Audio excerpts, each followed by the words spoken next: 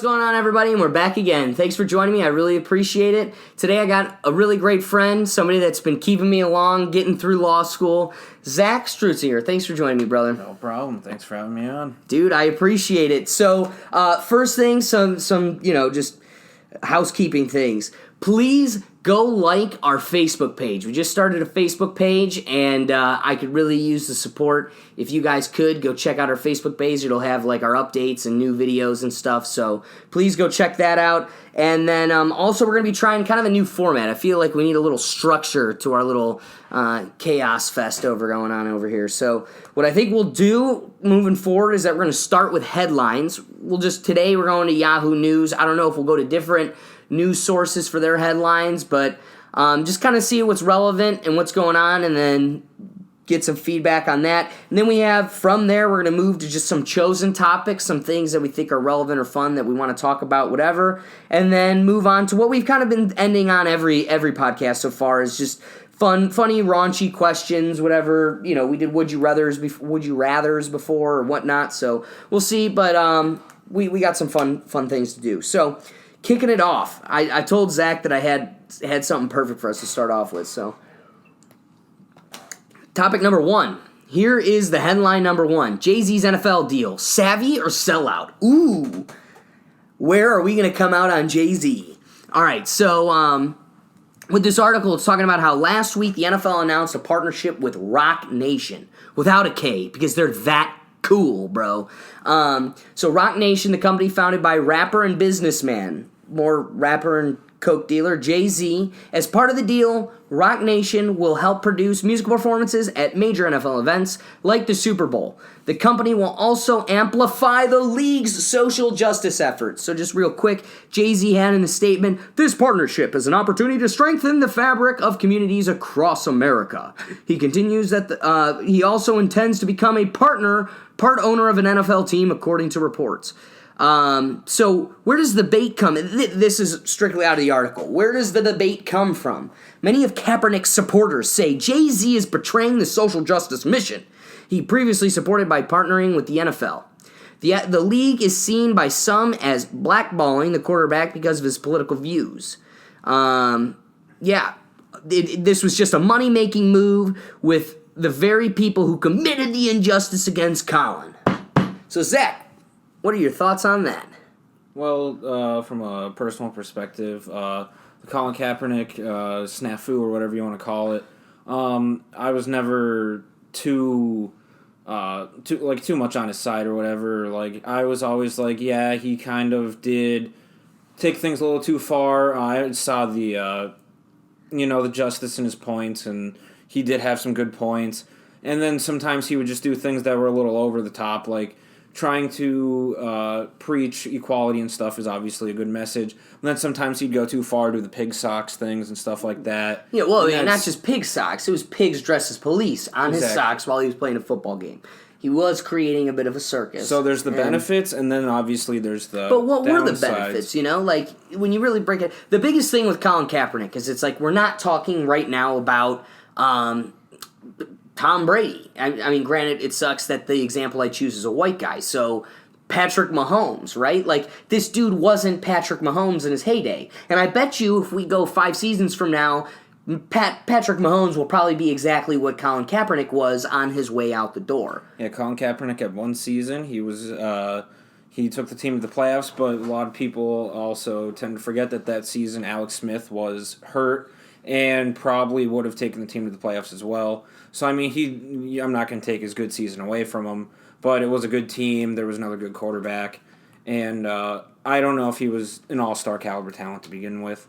But this issue itself, with the JayZ thing, I think like the social justice, inequality stuff, I don't know if that's really should even be a part of the debate. I mean, he's doing something.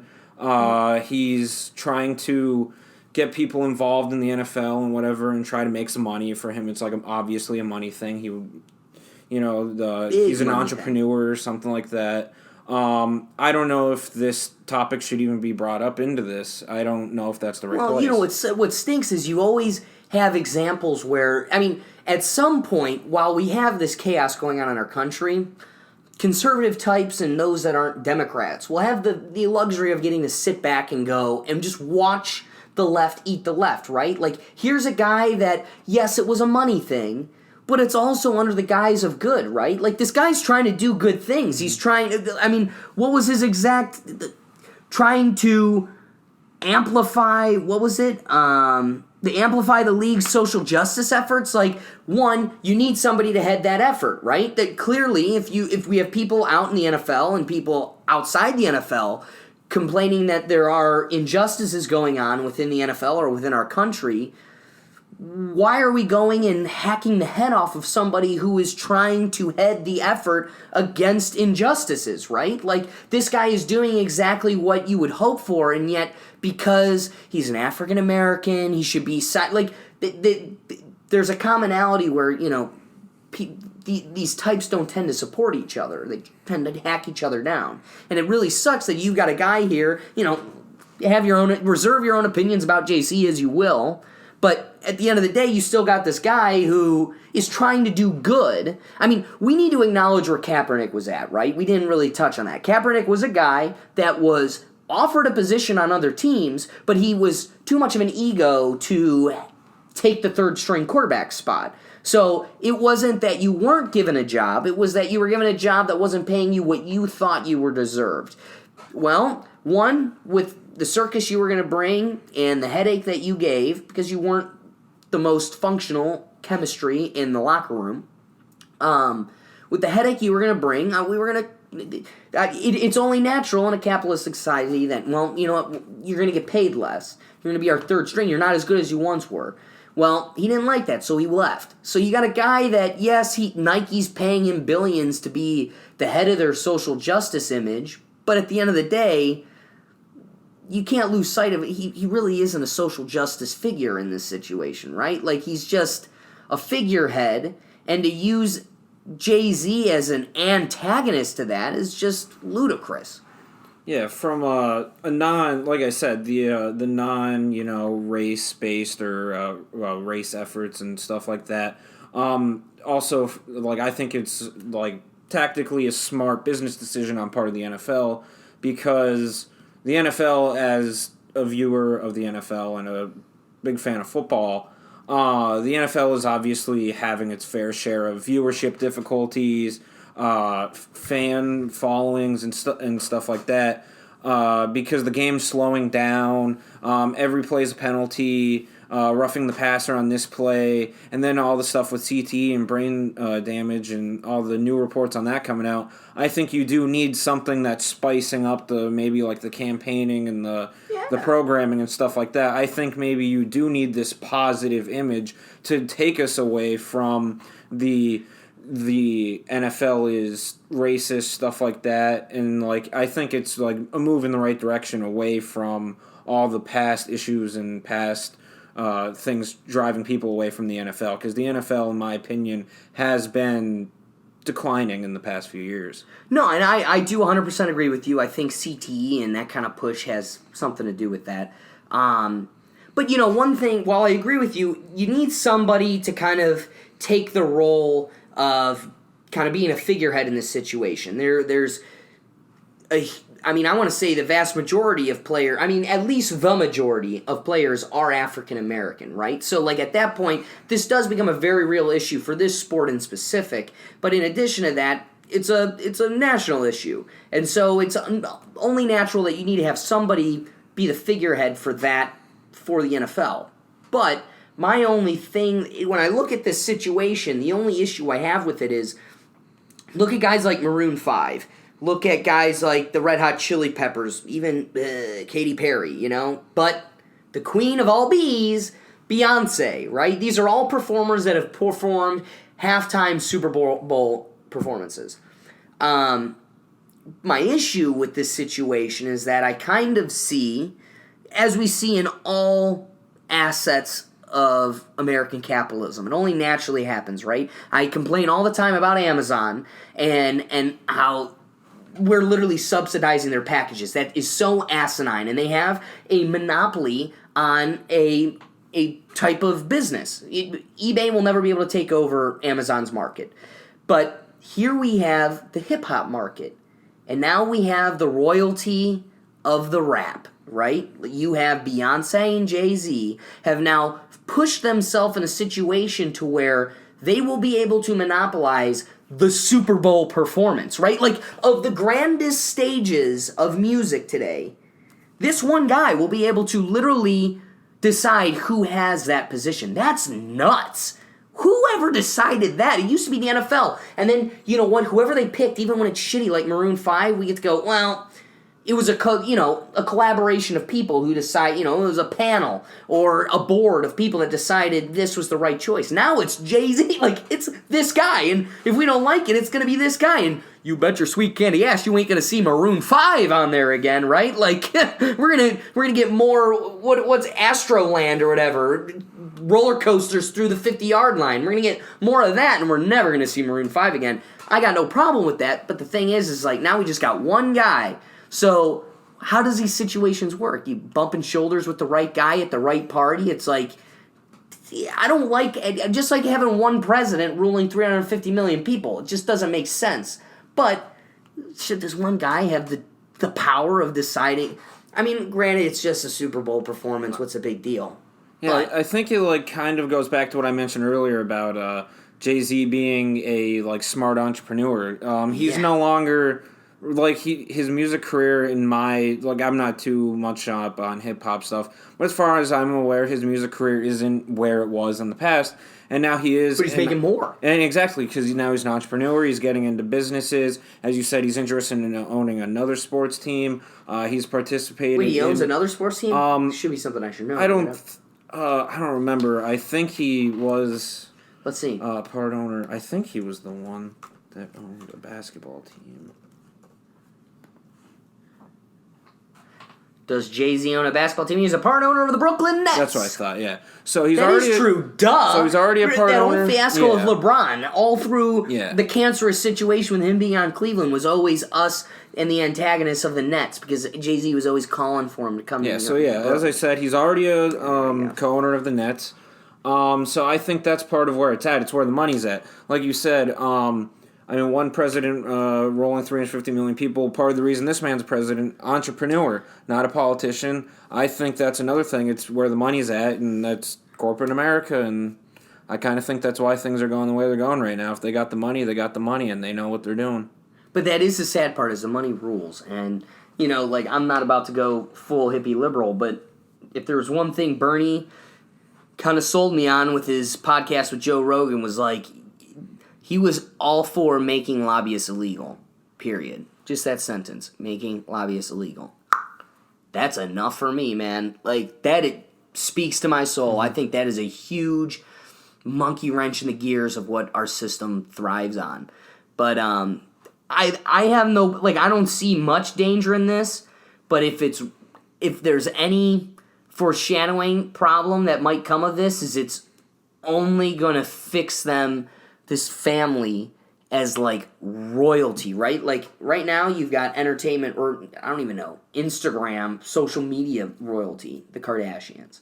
Then you've got music royalty, and they will literally own the industry. That's what sucks, is you don't want somebody choosing what's in and what's out. No. I mean, we just spent the whole time preparing for this podcast just chilling and, bullshitting, listening to 21 Pilots. Explain to me a world where 21 Pilots thrives in this monopoly type of existence where it's our type of music or nothing. Listen, I get it. That's the style of football now. That isn't what we listened to when we were in football. But I was also 18, 19, 20 years old. So I get it. But also it just seems dangerous. Having one person, family, in charge of what's in, what's out. But again, I also think it's a great move on the NFL. I think you need somebody to be, and JayZ is a great individual to take on that role as the figurehead of speaking for the disenfranchised. But yeah, I just thought that was an interesting title. This guy can't do anything right. Is he savvy or a sellout? Is he a sellout? You're going to call him an Uncle Tom next? Come on, the dude is trying to live his life and do good for other people. I mean, let's acknowledge what Kaepernick is. So, hey, whatever. What is this? Oh, Dale Earnhardt had a plane crash a few weeks ago and survived. With a... Yeah, his wife and kid were on the plane. What? Did they survive? Yeah, they're all fine. They all were on the plane and they all landed? I just know that there was a issue with the plane. He survived and here we go. He made it to the race. Last Thursday, Dale Earnhardt Jr. survived a fiery plane crash alongside his wife Amy and daughter Isla when the jet they were traveling on ran off the end of off of the Tennessee runway. Okay. So he raced following that? Well, no, or he's going retired. to race. No, he's retired. He's an announcer now, a commentator. Oh, okay. Well, but that he made it. it to the event. That's still pretty impressive. Because they're plane. I mean, what else is he gonna do? Just sit at home and twiddle his thumbs? Yeah. He was fine. Yeah, no, plane crashes have been to go and compete is a whole nother Yeah. thing, right? To do what we're doing right now, just sit behind a microphone with your thumb up your ass. That's totally different than going and racing. But hey, good for him. He survived. But what's interesting, he survived a fiery plane crash. Wouldn't you love to know what the plane crash really looked like? Was it just kind of smoky? I think there was an image. Was it like Sully, where it was just there's an image. What? I said there's the image. Yo, that's the post image, okay? I would show the image, but that might be too work. So if we can, here it is. Boop. If not, it's not there. It's not there. Trust me, it's not there. But it's just a fiery... It was a crash plane covered in fire, but that was post the crash. They added the smoke. We don't know. They pulled out the smoke machines. That was the cinema theatrics of it all. Yo, you brought up Trump. What's Trump's slogan going to be coming into 2020 election? Keep America great. Trump made America great, now he's keeping it great. That's what he's sticking I hadn't with. heard that yet, and Zach introduced me to that today, and that just blows my mind. That is how juvenile this man's election was and is going to be again, right? Just so simpleton. It works. He knows who he needs to appeal to. He does. Keep America great. Dude, it ain't great. He made it great. That's what he said. I listened to my leader. We digress. Okay, so I guess that's enough. Dale Earnhardt Jr. survived a plane crash. JayZ's getting shit on. What's this about AOC? Stephen Ross. AOC is taking us totally in the wrong direction. 1, who's Stephen Ross? And 2, we already know that. Yeah, I'm sorry, that's not news. And then finally, Quentin Tarantino. Something about his wife. Uh-oh. Quentin Tarantino and wife Danelia expecting their first child. That child will be named Chucky and will come out as a doll that will kill everyone. Tarantino's a What does a very violent film Tarantino director. kid come out like? Literally seen pictures of his wife. Tarantino's wife looks like she's just had her quinceañera. She's literally 16. And he's not the prettiest man. He is not. He looks like Robin Williams melted. Good director though. Dude, he's literally got a suit on right now. It's a red suit with 2 naked girls stitched into the suit. This guy is from Mars. There is no world where this kid comes out normal. Expecting a baby. Man, that will not be a normal baby. I don't know. He played one of the weirdest roles in a movie I've ever seen, so I'm sure the baby will be a little different. And then classic Yahoo has to take it here. All right, America, this is where our breaking news has come. You may not know this. You may not. And if so, you might want to turn off. We're about to talk about the Tooth Fairy. This may change your perspective on life forever. Forever. And the news, Yahoo News is bringing it to you. Breaking. How much does the Tooth Fairy pay for a lost tooth? It may depend on what's in your wallet. Did you know that? That's a very, very deep, statement right there. Someone spent all day trying to come up with that, and I give them credit for wasting their time. According to Delta Dental's original Tooth Fairy poll, 46% of parents said spare cash is the number one factor in determining the tooth fairy payouts. 31% said children's ages set the value of the tooth. Listen, my parents spoiled us. We had a $20 bill per tooth. Getting $370 per tooth in 2018? Your parents hate you. They don't love you. If your tooth fairy gives you less than $5, that's your parents giving you your value. Your value is less than a Big Mac, okay? You're worth McDicks. See, all I'm going to say is, not talking about the article itself, talking about the creation of this article. Why are we in law school if someone's getting paid to write about the fucking tooth fairy? Like, in what world does it surprise people that the tooth fairy's payout depends on how much money the parents have?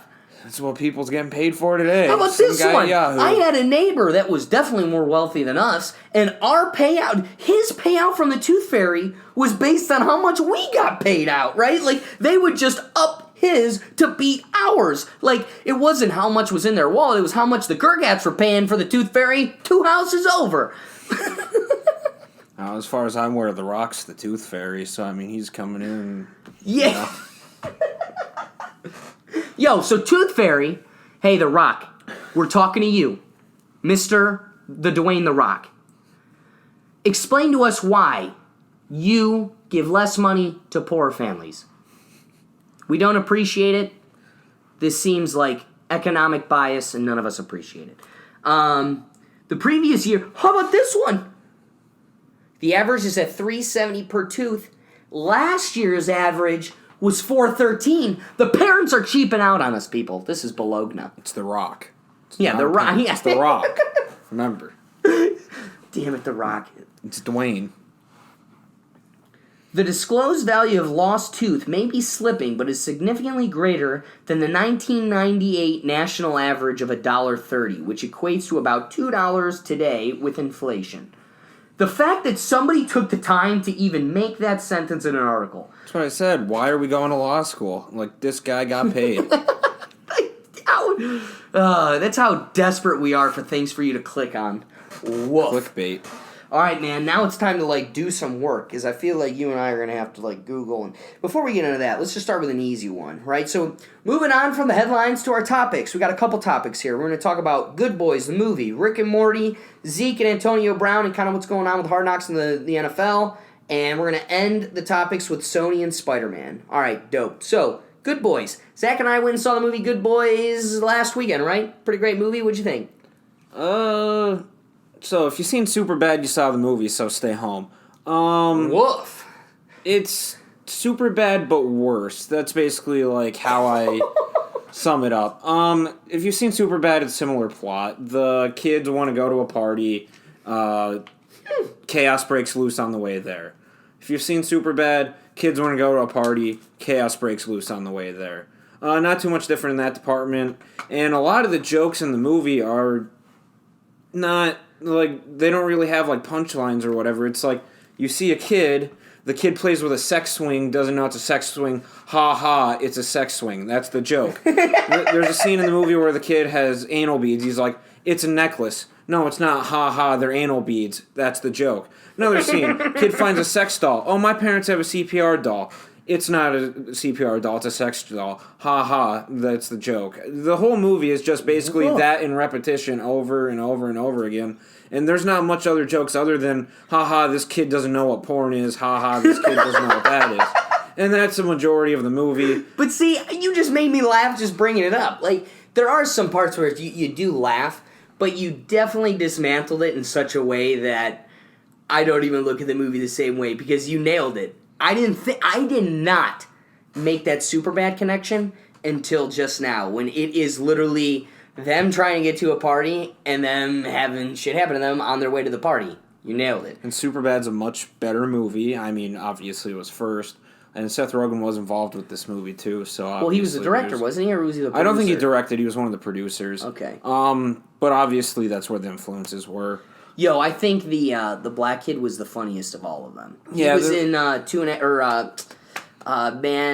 Last Man on Earth. You ever seen that with Will Forte? As soon as Will Forte came on, you looked at me and you were like, Will I love Will Forte's Forte. funny. I love him. Well, He's a Lambda Chi. Moo! No, I always liked Will Forte. Just didn't watch a lot of stuff, but he was really funny in the league. Stuck in gum or whatever. That's what I was thinking. Yeah, when I anybody think that of knows Will what Forte. that is, a moo. But that's Will Forte was funny in that. Yeah, I guess Stuck in derailed, gum. but, Hey, I sat in gum. That's really funny. But no, Will Forte was in a show called Last Man on Earth, and that kid was actually in that show for like the last 3 seasons, and then it got canceled. Yeah, so I think that kid got the position because of Will Forte. And I'll be honest with you. So ironically, I was hanging out with a friend yesterday, and while I was on our way to her house, I was talking to my parents. They were like, we just saw this movie. And they were like, classic Gergat movie, because we always see inappropriate movies with our parents. I don't know how we managed to do it. Always seems to be the case. So they were like, my sister was super embarrassed leaving that theater with my parents. But my dad apparently just loved it, was laughing the whole time. And my mom enjoyed it as well. I was telling him I liked it. I'm in no hurry to go see it again. Definitely gave me laughs, and definitely just a fun, lighthearted movie. My dad said he loved the message, and that I agree with. That, like, there's always, like, as you grow up, as you grow older, you have your friends that you always have this type of connection with, that you grew up with, but, you know, you all have your own interests, you have your own, like, you grow to be your own person, and as a result, that means you grow apart from each other, but that doesn't mean you lose the bond that you guys had initially, and kind of, I don't know, you just grow in different ways. But I don't know. It was definitely a lighthearted, fun movie that I would suggest to my friend. You know, if someone was here, I'd definitely advise go see that movie. Like I said earlier, if you saw Superbad, you saw it. But if you saw Superbad, you'll probably be a fan because it's super bad. And like he said with the ending, the ending's almost like the same concept as Superbad, because in Superbad, damn dude, you're right. So. I mean, it really does kind of track Superbad, because in the end of that movie, the one kid, Michael Cera's character goes to college, and the other one's kind of stuck back home, and I don't know, they just kind of track each other. So I guess if you like Superbad, it's a movie to see. No, you're right. I think even that final connection just buried it even deeper. So moving on, let's go to Zeke and Antonio Brown, Hard Knocks. So let's talk about the Zeke issue first, I guess, right? The Cowboys are really in a tough position. So I was listening to some people talking about how, what's his name? Jones or whatever. Who's the Cowboys owner? Oh, Jerry Jones. Jerry Jones. Jerry Jones, everybody's going after him because he said, I have earned the right to say whatever. He made a joke. I don't even know what the joke was. But it offended a bunch of people. I do remember this the other day. He was like Zeke who or something like that. That was it, Zeke who. And that offended a bunch of people. And he said it for a reason, though. It was like during a preseason game, there was another running back that did really well. So he was kind of giving credit to that guy while throwing some shade at Zeke. But he was all fun and good fun. It wasn't anything to dig at Zeke. It was, a little some shade, but it wasn't an insult by any means. But what's funny is he got a ton of shade for that, for saying, I have earned. So he responded with saying, I earned the right to joke with Zeke or make these jokes with Zeke. And Stephen A. Smith, I was listening to today, was like, he's right. He did earn the right. I mean, nobody went to bat for Zeke more than Jerry Jones. Do you know why Zeke is holding... So, for those of you that don't know, Zeke is holding out for a bigger paycheck, right? Like, he's about to pull a Le'Veon Bell and sit out. And he's not the only one in the league. Melvin Gordon is in a very similar situation. Really? He's going to do the same thing? Yeah, over in... they've been tracking that one a little bit. Man. I think I saw that one a little bit more. I don't know, maybe equally as much. But yeah, he is most likely going to sit out the season because he asked for a trade. He didn't say just, I'm not going to play. He said, you trade me or you sign me to the contract I want. So there's also that going on with the Chargers as well. Zeke's in the same situation. But the Cowboys are in a little bit more of situation because they have to sign Zeke, Dak, and Amari Cooper. So they got 3 big names that all need big contracts. But I'm going to tell you that team falls apart without Zeke and doesn't fall apart without Dak, right? Dak and Zeke are both great all-stars, but one is way more of a significant pillar of that team than the other. I mean, you got to give a lot of credit to the line in that situation. They have a really good line, one of the better lines in the league. And so, I mean, I'm not, knocking either of their skill level, but that offensive line has a lot to do with the success of that team. And I don't know if it matters who's behind there, as long as they're decent, because that line is putting up a good effort. Right. It'll be interesting to see how that plays out. Do you agree with Zeke's choice to sit out? I mean, I think it's sucks foolish. is what sucks. Running backs have a shorter life expectancy in the NFL. Shorter.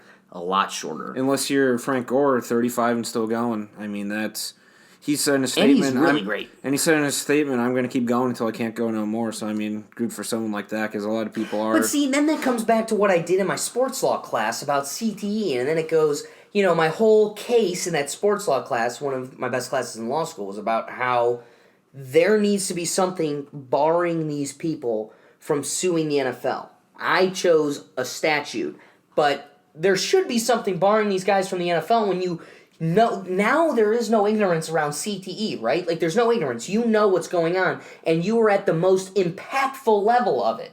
And then you're going to go and think you have a right to sue them 15 years after you, quote, said what? I'm going to go till I can't stop. So it's like, at what point do you have your own accountability and the NFL loses liability because you continue to choose to take the bigger paycheck? Because, let's be honest here, college degrees aren't worth anything anymore. That's why we're going to law school. And as a result, you have nothing but a college degree in sports management or whatever you got your degree in. It's some phony sports thing because you're a sports athlete. Like, let's acknowledge your value is keeping us entertained on a Sunday. And so I'm just very passionate on they should not be allowed to sue the NFL. When they're making comment, like, there's no reason you should be in the NFL anymore if you are going to be worried about your health when you're 50, 60, 70 years old. Yeah, something about Frank Gore. I know, like you're saying, like, if the money and whatever. Like, he's obviously not getting paid what he was getting paid. He's doing it because it's his job. It's what he knows, and he feels he could still do it, so he's going to keep doing it. And I kind of give him the credit because I don't think he's thinking I'm going to sue the NFL or whatever. I think he is the kind of person that's doing it. But because his family might. It's what he does. So. But his family might. There's so many families doing that now. And so that's where I'm bothered. It's like, I was never good enough to reach that level. So I don't have the luxury of making that decision. But if I did have that luxury, I sure as hell am choosing a big paycheck and playing games all day, right? Like, you just wrote briefs for 3 months. Would you rather do that or play guard? I mean, I'm picking left guard every time. That's a hell of a lot more fun. You're on the biggest stage in the country, and you're being paid millions. And then these families come back when they get the estate. They go and sue the NFL. That's nuts. That's nuts. You just got a free estate worth millions, and now you're going to go sue the NFL for more. And they'll get a class action, so they'll get a bunch of them together to go do it, and then they'll take out the NFL. I really think there needs to be some kind of legislation barring that, at least at this point. So, right, like, starting 2020, if you continue to play, you're taking on this liability. That means you can still have lawsuits 2019 and later, or earlier, but 2020 moving on, you're barred from suing. So, what is it? Caveat emptor, buyer beware. Join at your own risk. You want to play, have fun, that's great, but also know the risk you're taking on. But I don't know. But like you said, Frank Gore said that. Zeke, I don't know, man. Your time's coming up short. I cannot. So Zach's a Jets fan. And so I know this is the last thing you want, but I think everybody else in the league wants this, and also everybody else in the league couldn't care less about the Jets. But, like, Le'Veon, I don't want anything more than him fall on his face. Because if you see the mockery that's going on in the NBA, I don't want this to become a common practice in the NFL. I think it ruins the integrity of the game. It's a fun freaking game that millions play pay to watch you buy your jerseys, go to these games, and then for you to not play for a year because you want to get paid more, like, because the $50 million is better than the $35 million. Like, I don't know. I think the players need to have some power, but also there needs to be a balance. And we look at the NBA and see when that balance is completely disrupted and destroyed, and then you lose a game. It's not even a game anymore. Yeah, well, to your NBA thing, I would agree with you up until, I would say this year, like the NBA was that ego-driven whatever thing. I think this year we are seeing a change in the NBA because there was more movement this year than ever. You have Russell Westbrook on a new team. You have... with who? Russell Westbrook is now reunited with Harden, okay. But you have players that are being traded. So what do the Raptors look like? The Raptors are the same team minus Kawhi. They still have Kyle Lowry. Right. So I think there's still... I think there's more parity in the NBA than there has been in the past many years. Okay. So the Raptors lost Kawhi. Who's that you just brought up? I'm sorry. That went to the Rockets or met with Russell Harden. Westbrook Left what team? He left the OKC. And how are they looking? They got nobody. Are in a rebuild. What really sucks, a rebuild. That's what sucks about this league. The Cavs are in a rebuild. But in the same note, though, they lost Paul George too because Paul George went to the Clippers. So there is a lot more movement and a lot more parity because if I were to ask you last year who was going to win the championship, who would you have said when the season started? Who was going to win the championship? Who would have won the championship if I asked you last season? Year? Yes. If I asked you at the beginning of the season. The Lakers or the Warriors? You would have most likely said the Warriors. This year, if I ask you, who would you say? Probably the Lakers. That's what everybody's saying. Lakers, and you're a Lakers fan. But I'm just saying it's no longer a given team, one team. Because I could say the Lakers, I could say the Clippers, I could say the Warriors, I say even the Rockets have a chance. I think last year was like Toronto was a legit surprise. So here's what we're talking about two different things, right? Like, let's say we were talking about a deck of cards, and you're saying it's a good thing because the deck was shuffled a lot, or the cards moved a lot. Yeah. So if we had 5 players and player X had all the face cards, we'd go, oh shit, it's polarized. Player X has all the good cards. We're all screwed. But hey, you're happy because we had mobility. So what we did was we took all the cards, we moved them, but all we really did was take player X's card and give it to player Y. So while you're satisfied because all the cards were shuffled around, the polarization of the league wasn't changed at all. I don't know. See, I argue that because I don't think it's what it was. Because last year it would have been the Warriors, and the Warriors were pretty much a shoo-in. They did make the championship. On the other side, it was Toronto or Milwaukee. This year, you could throw around much more than 3 names. Because last year, the Lakers were out by like week 5, whatever. LeBron got hurt. It was a rough season. But this year, you could definitely. For that. This year, you could definitely throw around a bunch of teams. The West is a lot stronger than it's ever been. A lot of the teams in the West are competitive, except for I'd say maybe the Grizzlies. So whereas last year you had the Lakers were terrible, the Wizards were really bad. Just a bunch of those teams were just really bad. I think this year there's more because of the movement, because of the recent draft. New Orleans is obviously a much better team than they were. They lost AD, a great player, but they drafted a great player. They got some great players from the Lakers, and I think that's just a team that's like not even one of these teams that are getting the big names, and they're also, I think, going to be competitive. So I think there is this positive mix-up. No, and I do think you're not wrong in that you're definitely seeing mobility. Mobility is happening. But I'm definitely going to push back on how the league is not being polarized. Because the league is being, in my opinion at least, aggressively being polarized. And I think it's because we're allowing the players to kind of... It's become schoolyard kickball. Like, I want Bill and Kevin on my team. Like, no, guys. Like, to show your... Like, we're trying to keep every city in the competition, right? I know you want to win, but we also have a league of 32 teams we want to keep engaged in this competition.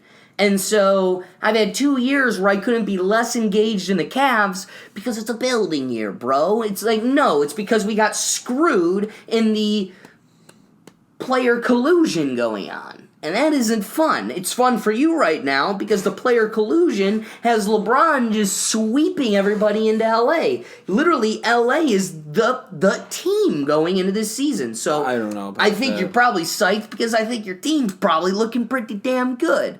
If you were on the flip side, before LeBron came to LA, you didn't have a very fun season. But you did have some nice names on there, complimentary names like Ball and whatnot, but still, it wasn't a team. It needed the players. And the way the NBA is at right now, without at least one All-Star to keep you afloat, you're just out of the running. And so there's a bunch of teams now that don't have a team or have one All-Star, and that they're just thrown by the wayside. And then, yes, it's a real dogfight then amongst 4 or 5 teams, but we got a shitload of teams that are just irrelevant. And that isn't fun. And I definitely don't want the NFL to be that, especially because I just root for a frickin' team that's 0-16 100% of the time. So in that realm, it's like, I don't want the Browns to become the Cavs.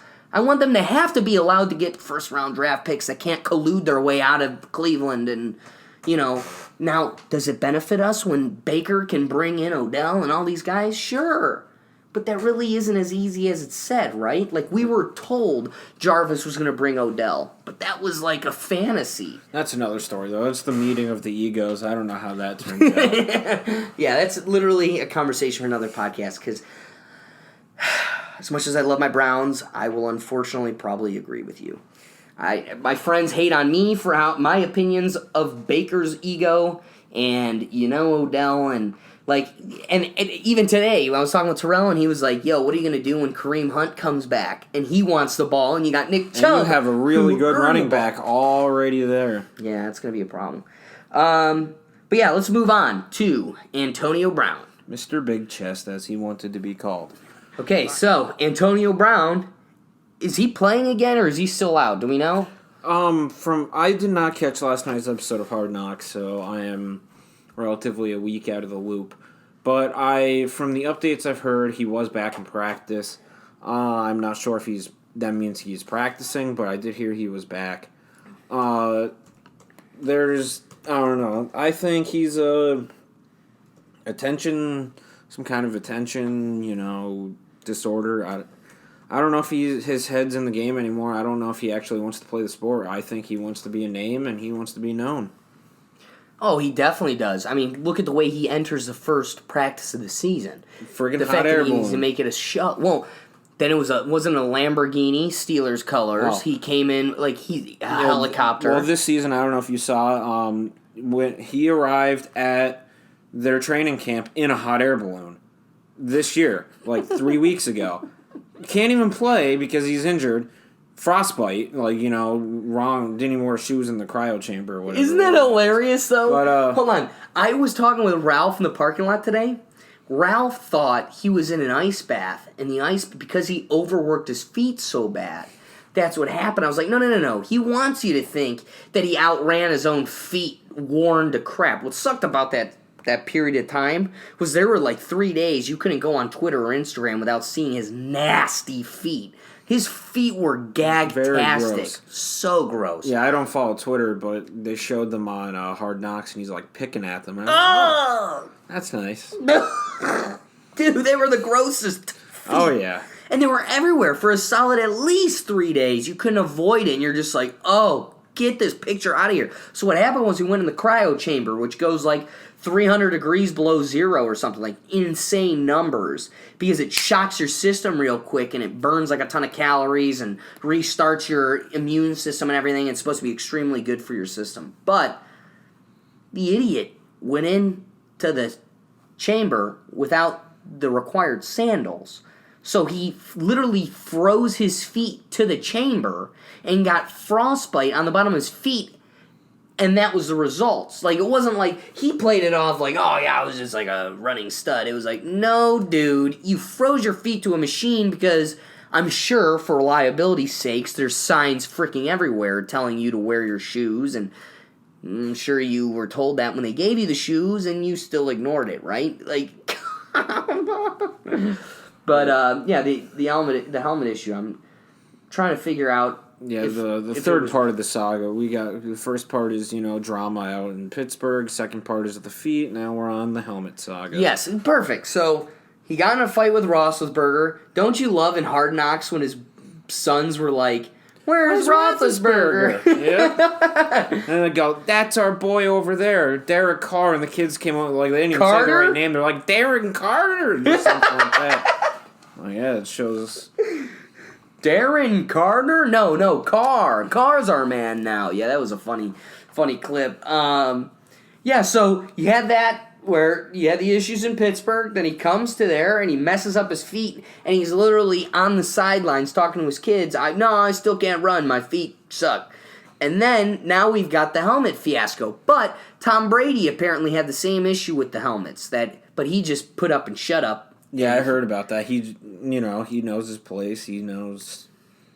I don't know. A lot of people hate Tom Brady, but I think he's a good player and he plays the game. So I don't have too much issues about that. Yeah, I don't have any real qualms with the guy. But it is interesting though. Antonio's problem with the helmet isn't like safety back to the CTE. It's I used it. Well, no, it's that he talks about player vision and that it really reduces his ability to see. Like peripheral and kind of the play. Yeah. Like he's like, I'm going to have passes thrown at me. I need to be able to see. And so if that's the case, I get it. But also... I'm sure there's a similar helmet and he's just Antonio Brown and it's the one he used and he's going to keep using it.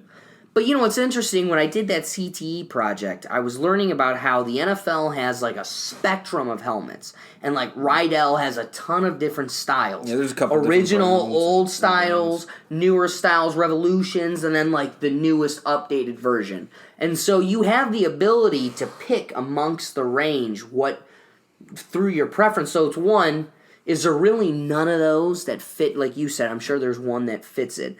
But also...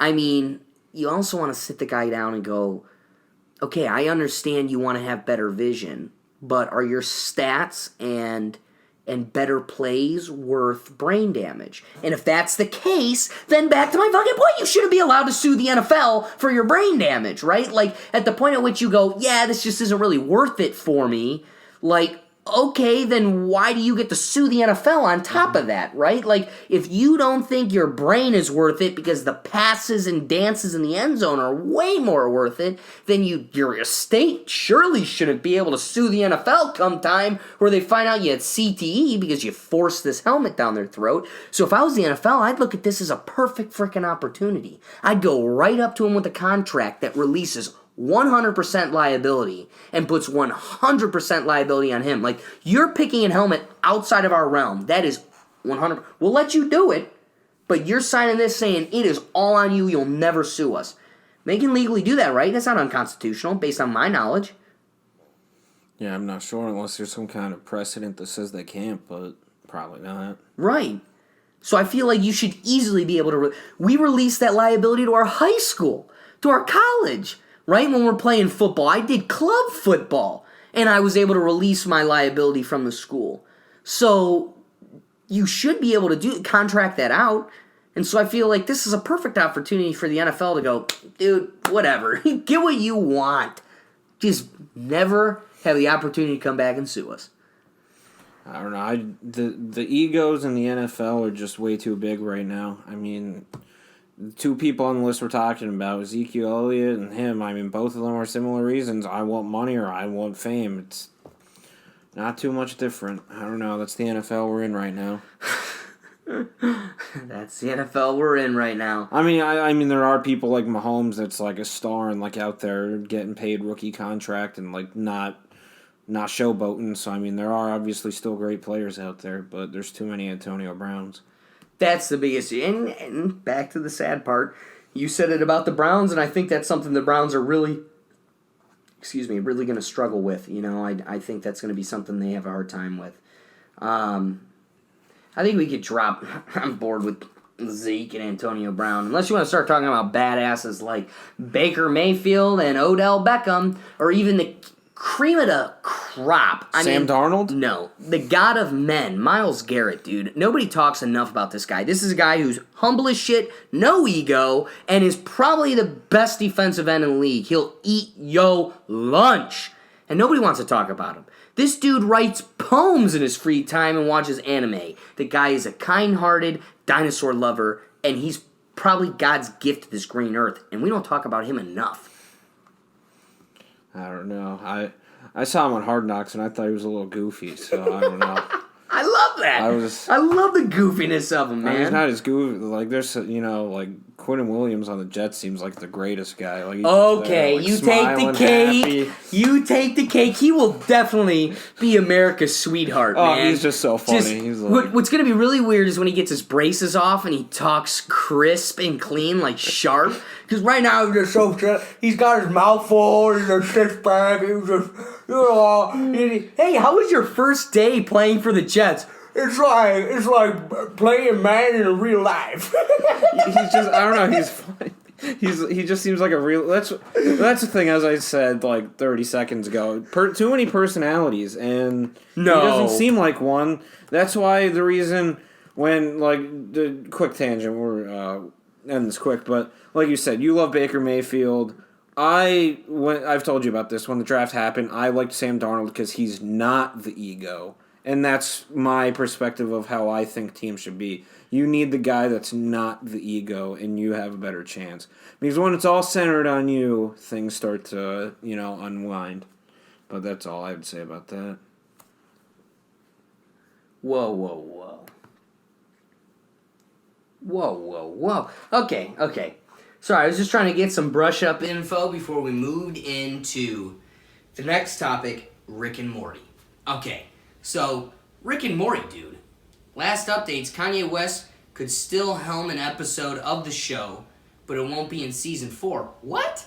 When was he ever going to helm an episode of Rick and Morty? A whole number of guest stars have been confirmed. Dan Harmon and Justin Roiland have shared the first footage of the new season. Yeah, we've seen that. When's the release date again? Do we know? November is returning. November 2019. So it has not been on on air since October 2017. Yeah, it is aggressively unfair for this show to hold us in a balance. I think the gap between 2 and 3 was probably a little longer. It was. That's the insanity of this, is how they make the creators, though. And there's also, I heard a lot of like dispute type issues with Adult Swim. Yes. That's why when this new season came out, Justin Roiland addressed something about how those issues should be like debugged and seasons will come out faster in the future.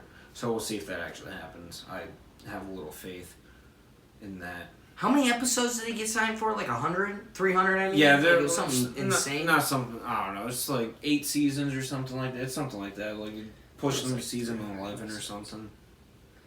Which is nuts. But the sad part is, and I'm going to be completely frank here, 8 seasons does nothing for me. If I have to wait 2.5 years between every season, go ahead and shove your 8 seasons up your ass. I'd rather have 2 in the next 2 years and never see you again. I mean, if you're a fan of Adult Swim shows, Adult Swim is definitely a network that does things for like the that. long range. Because I follow a lot. I watch a lot of Adult Swim shows because I think they're some of the better shows out there. I was a big fan of the Boondocks. I think that was 4 seasons over 8 years, something like that. Well, but see, even now, 4 seasons over 8 years, Rick and Morty is taking longer than that. Yeah, it's 4 seasons over probably close to 8 years because it came out in 2013. 16, yeah, 13. So yeah, it's similar production. I guess it's fair. But yeah, I think Adult Swim does stuff like that because it's just the way they run their shows. But yeah, I think it is. I don't know, probably also part of the creators in this situation. I think it is something to do with the creators as well. Oh, it always does. But that's the biggest. I mean, my biggest issue is I love this show being a bit of a hipster, because I've never been really a hipster about anything in my life, it does kind of suck that it's blown out to be such a huge show that they know that they could sit back, like, they can do whatever. They literally brought back an extinct sauce from an outside company of McDonald's because they have such a huge fan base, right? So, like, they know the power they have now. They have power over McDonald's, which is the biggest corporate freaking conglomerate around. They have power over McDonald's to where they know they can do it at their own jolly good time. It doesn't matter. They will just do it, and when it happens, it's perfect. That's annoying. I'm not a fan of that. Well, then the other thing is you say waiting years for this to come out. Well, Dan Harmon, what else does Dan Harmon owe us? What did Dan Harmon not give us? Dan Harmon said 6 seasons and a movie for Community. Where's our 6th season and a movie for Community? So, I mean, Dan Harmon has been slacking. That's to you, Dan Harmon. Get us our 6th season and a movie of Community. Yeah, what the heck? Dude, I literally just checked the audio, and it stopped recording audio at some point, so there's probably some crappy audio. We're probably picking up from the camera audio, so I apologize if we talked about Rick and Morty with some mediocre audio. That's why, but we're going to keep moving here. Yeah, dude, I'm with it. Rick and Morty needs to get moving. November can't get here soon enough. What sucks is we're going to be going through finals week come Rick and Morty. Like, because finals is just right after Thanksgiving. Which is ridiculous how early it is this year. It's insane how early it is this year. It's it was not in December fair. last year. It's literally the week following Sure, Thanksgiving. like so I will not be able to go home for Thanksgiving because school ends, Thanksgiving, final. What? Usually we have a school, Thanksgiving, last week of school, final. So that's going to be a real pain in the ass, but whatever. Moving on from Rick and Morty, going to the grander topic here, Sony and SpiderMan. All right, so there's been a lot of backlash. There's been a little bit of an issue here. One of my buddies, Kevin, him and I, we go back and forth all the time talking about how awesome Spider-Man has been now that Marvel has gotten to do it justice, right? Sony didn't do too bad with the first Spider-Man 2 movies in the first trilogy. I know you aren't a fan of the third. I'm a fan of the trilogy in its entirety. Big fan of 2. 2 is probably my favorite Marvel movie still to this day. My buddy Kevin was the same way, but I'm telling you, I think 1's the best, then 3, and then 2. You know, if 2 didn't do it, I gotta go watch that movie again. Dr. Ock is some incredible villain in that movie. I love Joey Diaz in that movie. He's on the bus when Doc Ock attacks the subway. But anyway, I don't think that Sony interpretation of Spider-Man was. I loved it. I didn't think it was a problem. But what was it? The Amazing Spider-Man, the middle way more cartoon-like. But again, the first one was all right. The second one with Jamie Foxx as Electro was not watchable. But the first one with the lizard was I liked it. Bad. I liked it. I'm going to be honest with you. I liked both of those. But the internet and everybody else has been so critical of it. And it's like, I enjoyed it, if I'm going to be honest with you. I don't know. But I think there's a real problem because they spoiled us. And a Marvel-made Spider-Man movie was done right. The real question is, Disney, through Marvel, ongns Peter Holland. That's his name, right? Peter Parker is the character. Tom Holland's the actor. Tom Holland. So you just kind of made a conglomeration there. All right, but Tom Holland. The real issue is how do you continue that franchise? And he's heartbroken too about it. I don't know if he would do anything now. I think he's kind of like, someone screwed me. I don't know who he's blaming, but I know he's kind of like, I'm not really going to deal with this anymore. And I think it's more of that he wanted to stay with the Marvel Universe. He doesn't want to go make movies for Sony. Oh, and he won't. Those Japs can figure out how to do an American Spider-Man on their own. I'm with Tom Holland, man. Hey, screw you guys. Figure out Godzilla. We get Spider-Man, okay? I don't know, man. I think that's such a crime, and I couldn't imagine being in Tom Holland's position of anybody to be like, how do you... I wouldn't want to do any other roles, right? Like, I totally understand where he's at, where it's like, I'm heartbroken, and I'm only going to do it for this company. But then again, it's like, it took Marvel getting the opportunity to make this character to do it right. You had a kid playing a kid's role You don't have instead of a 30-year-old 30-year-old man playing a high school student. Yeah, because I rewatched the third one about 2 weeks ago, and watching that 30-some-year-old man play like a 18-year-old's a little stretching it. And you also have Topher Grace in that movie, who's also stretching it a little bit too. Can we also acknowledge that Tom Holland's a little bit stretching it? Yeah, he ain't 15, he's bro. He's like 24, right? think, something like he's that. just a perfect body size. You've got a Will Hubert, a buddy from back home. You've got this tight, tiny, could play a 15-year-old body type, right? Like, this person is not 15, but he also doesn't look like a 30-year-old playing a 15-year-old. So he works. And so I think Sony either needs to come back with a kid, like literally get a good... I mean, look at Stranger Things. These kids are just racking in the cash and setting themselves up for the most flourishing career you could ever have. Just stay away from the cocaine and the hookers, and you will have one of the greatest careers ever. That's what these Stranger kids have. It's like, so clearly there are talented children out there that you can mold and teach to be great thespians or be able to do this role. So why do we need to keep doing Spider-Man as a person who did puberty 30 years ago? There's another, I don't know if this is the reason, but this is probably a reason. There's definitely been a stigma against children actors. Like, people see a kid actor and they're like, yeah, I'm not dealing with this, it's annoying. I do know that's been an issue. I've heard a lot of people say that. So I think they're just trying to, get a bigger audience, because people will be like, well, this guy's an actual actor, he's not going to suck. And I think that's kind of, they know what's going to get them the money. But I think in the same note, anyone's going to watch a Marvel movie. It has Marvel slapped on there, so I don't know what they're doing. Well, but Marvel can't make a Spider-Man. Not anymore. Right, so Marvel won't ever be able to slap that on. But I guess you're right, too. How much of our, affection for Tom Holland is just our affection for Marvel giving us Spider-Man? We're happy again? that he's in our franchise that we've grown to love over 10-plus years. That's fair. So, so where does that leave Venom?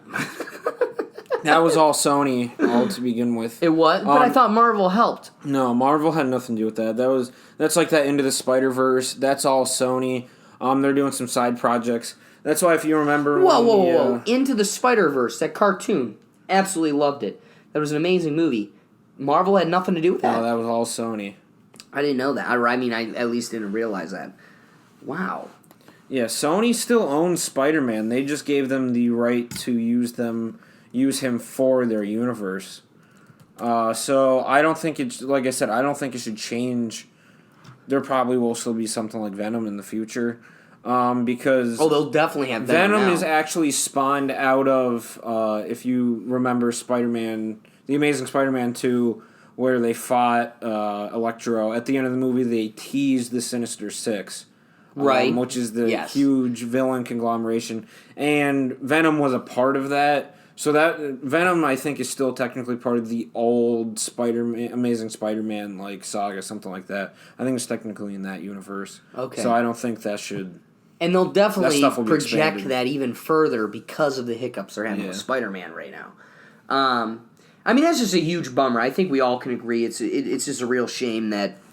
at least we got to have Spider-Man. Think about it. Because that was another thing we were going to talk about, was kind of this new phase. What is it, 5 or 4? Oh, yeah, I think we're in phase 4. Okay, so it's phase 4 of the Marvel Universe. They have finally tied a bow on this story. I think Endgame was terrible, personally. It wasn't terrible, but it was so far from good that I just have a hard time getting excited about it. But I agree with you on it not being the greatest.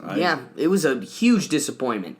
But I'll tell you, it was better than Game of Thrones, but we won't go into that either. And that was, isn't that sad? That was a terrible ending, Endgame was. And yet it was still way better than an ending coming from Game of Thrones. Oh, yeah. Wow. That should only say something. But, again, so they wrapped up this series, and I guess I can say I have a hell of a lot of affection for having the opportunity and the chance to wrap up the Endgame, to wrap up the Marvel Universe that I grew up with Spider-Man, right? Like, if you divide the universe, as they did, in phases into 3, he was well throughout that last third. We bat him a little bit before that, so I wouldn't say half of the experience was with Spider-Man, but they introduced a great Spider-Man, and we had him for at least the final third, which is really all you can ask for. I loved it, and I guess if there's a silver lining, that's it. All right, so yeah, I got right here the Phase 4 movies that are announced is there's a Black Widow movie. Will Scarlett Johansson be in it? I do believe so. Really? It's supposed to be a prequel in some way, so because obviously because she dead. Spoiler alert! She dead. But yeah, she's still. I think it's supposed to be a prequel, because I don't think they're gonna change the Marvel Cinematic Universe for one movie. Then the next one is the Eternals. And after that, it's Shang-Chi and the Legend of the Ten Rings. Then another Doctor Strange movie. I think it's like Kung Fu Hero. Like he has like Kung Fu abilities. Yum. I don't know. He's like a Chinese Kung Fu fighter or something like that. Don't know too much about that. That's not a comic I really followed.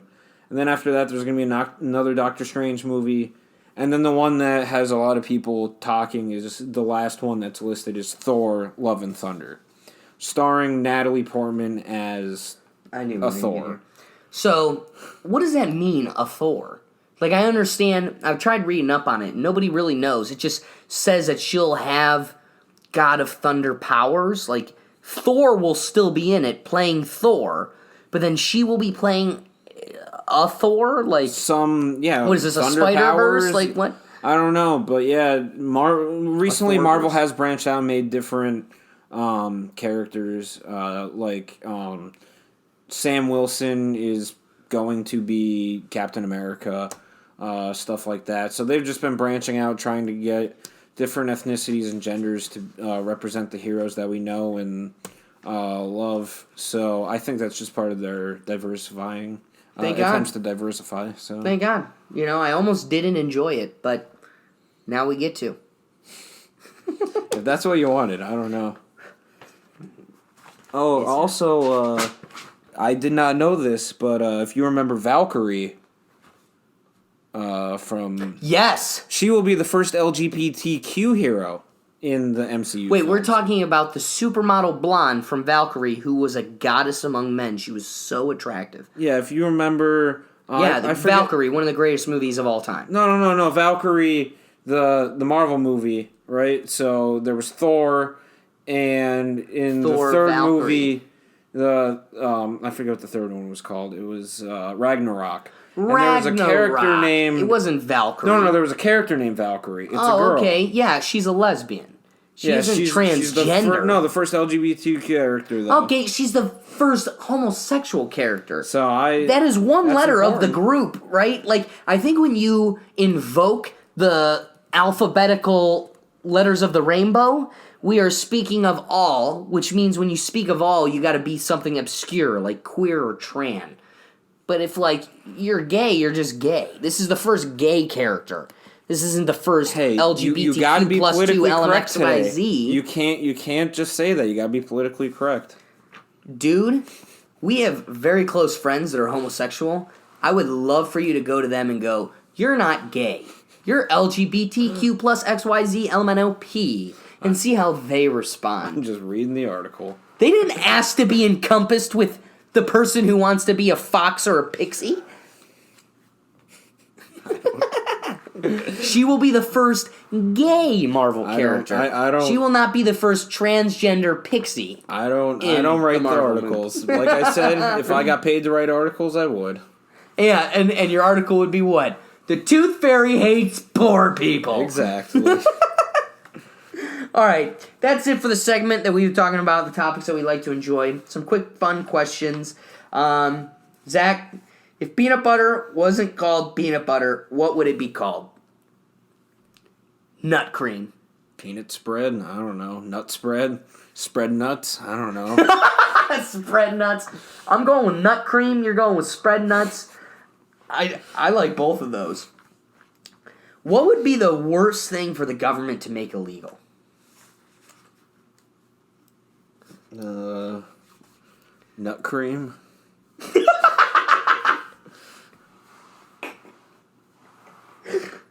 I'm thinking like the worst thing the government can make illegal is selfies or AirPods or I don't know, washer pods. Breathing? I don't know, something like that. Something grave. I mean, like... The worst thing the government can make illegal is marijuana. Like, now, like, oh, shit, you can't have your Tide Pods, kids. Like, you know, we're not going to exactly. that route. What would be the absolute worst name to give your child? Donald. You don't name your kid Donald in today's America. See, what sucks is I've got a name right off the get that I would always invoke, but you also don't want to come off to people that you know with that name as, like, attacking them. So I just leave that reserved. But I will say, when I was in court, you know, I was working this summer at the courthouse, there was a person's first name of Uranus. Like, spelled exactly like the planet. And you go, what's your name? And they go, Uranus. And you're like, that ain't what it is. That ain't what your name is. That ain't what your name is. Okay, and what mythical creature could improve the world the most if it existed? I don't know. Probably... Santa Claus. Santa Claus. That was the one that I just came up with. You're not plugging the Tooth Fairy back in here? No, because the Tooth Fairy hates poor people, damn it. I heard that the Tooth Fairy for urban people gives them food stamps. The Tooth Fairy's an asshole. That one makes me laugh. The Tooth Fairy's giving inner city people giving them food stamps because Yahoo told us the Tooth Fairy hates poor people. Someone got paid to write that article. I'm going to law school. Personally, the reason why I pulled this question amongst them, I think what mythical creature would improve the world the most if it existed? I think it comes to an option between two polar opposites, right? You can choose either a unicorn, which I don't know the magical rules of a unicorn. So I'm assuming there's got to be some magical powers to a unicorn. So whatever benefits comes with a unicorn, that plus everybody loves unicorns. So I think that's probably something unifying. So do you want to go with the liberal, lighthearted unicorn, or do you want to go like Daenerys Targaryen and just dragging the shit out of people? Because there's law and order, and it can either be brought through love and, empathy, or it could be brought through fear and destruction with a dragon. So which would you pick to exist to bring world peace? The dragon? Are you deep down a Hitler type? That's why you get a Trump bumper sticker on your car. Or you're gonna go with the unicorn. Again, we don't know what a unicorn does. We're gonna go with the Jersey Devil. No, I don't know. The what? The Jersey Devil. Who knows? We'll go with the unicorn because they're never real. They're always just fucking, I don't know, some kind of terrible, terrible thing. Guys, we're taking this to another level. I need to know. Like, I literally need to know. Oh, you're going to get it deep into the bronies now. I need to know what a unicorn could do for us. Call a brony. Game of Thrones made it very clear to you what a dragon could do for us. It'll burn a whole city, it'll make a girl with white hair cream her pants, and it'll make all the dudes around her real into her. Those are the three things I know a dragon can do. We're really going to play with number one. Mass destruction and control. Okay, so that's the dragon. Now, I am on the cultoftheunicorn.com. That means there's a lot of people out here. Some brony wrote this. Jesus. And this is copyrighted in 2019, so this is continuously updated. This is a legitimate cult. Damn, they got a podcast. Man, they're beating me. This is where the crossover episode. We'll call them up. Yo, they want you. Trust me. If you could assume the type of person who's making a unicorn website, they want nothing to do with a conversation with me. No, that guy's in his mom's basement. Like he's like, Mom, get me like TV dinner now, stat. Okay. So I'm gonna just read this. We're gonna read this and then acknowledge it. Because I haven't even read this yet. But this is the information page. What is the power of a unicorn's horn? In the book of Mythical Monsters by Charles Guild, a 6th century merchant historian is quoted about the power of the unicorn, which he had learned about on a trip to Ethiopia. He wrote, "It is impossible for this ferocious beast to be taken alive, and that all its strength lies in its horn.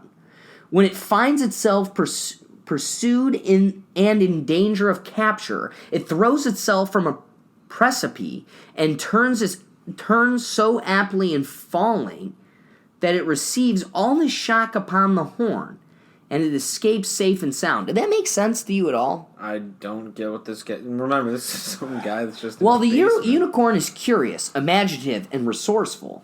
Its ultimate power is in its ability to survive. When a unicorn hits a difficult time in its life, or even criticism from others for being itself, it simply turns its horn towards the negative and lets the horn soak it in. The unicorn's horn is like a sponge for the pain of adversity and insults. While others collapse at the first sign of resistance or at the first criticism they receive, the unicorn is able to take the dark black negativity and turn it into a rainbow of awesome achievement.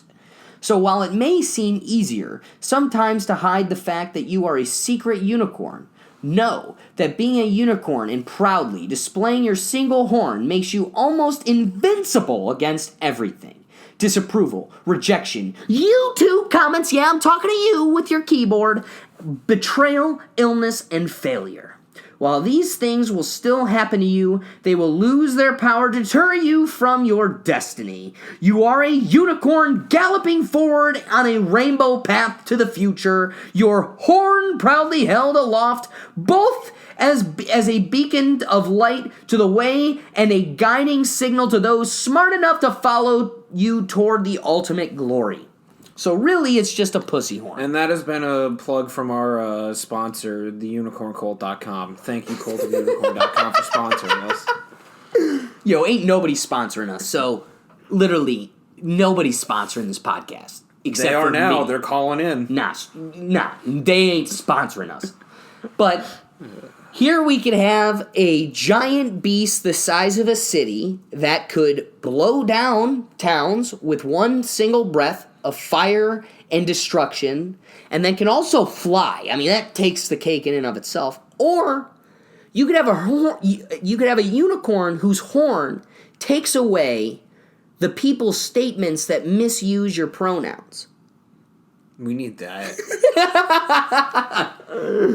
He called me a she, and I'm an elf. We need that. You can't assume their gender. You gotta fix it. I don't like to use gender pronouns. You can't.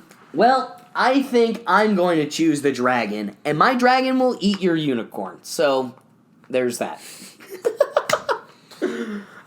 Zach, thanks for doing this for me, brother. This was a lot of fun. Yeah, we had a blast. I can't wait to do another one with you specifically. Let's get this going. But thank you, everybody, for listening. Please, again, I cannot beg you enough. Please like, share, subscribe. I'm begging you. Also, on top of that, please go check out our Facebook page. We got the Rethink Tank Facebook page. Go like it. You'll get any kind of information that we're sending out or new updated videos and everything. So please go check it out. And again, please like, share, and subscribe. I hope you enjoyed this, and we'll see you next time. So thank you, Zach, again, brother. No problem. Thanks for having me on. And Dan Harmon, this is the you. We want that 6th season in the movie. Yo, 6 seasons in a movie plus like 5 or 6 more seasons on top of that. Just don't take 2 years to do it every time. So, yes, thank you, Zach. Catch you guys next time. Peace!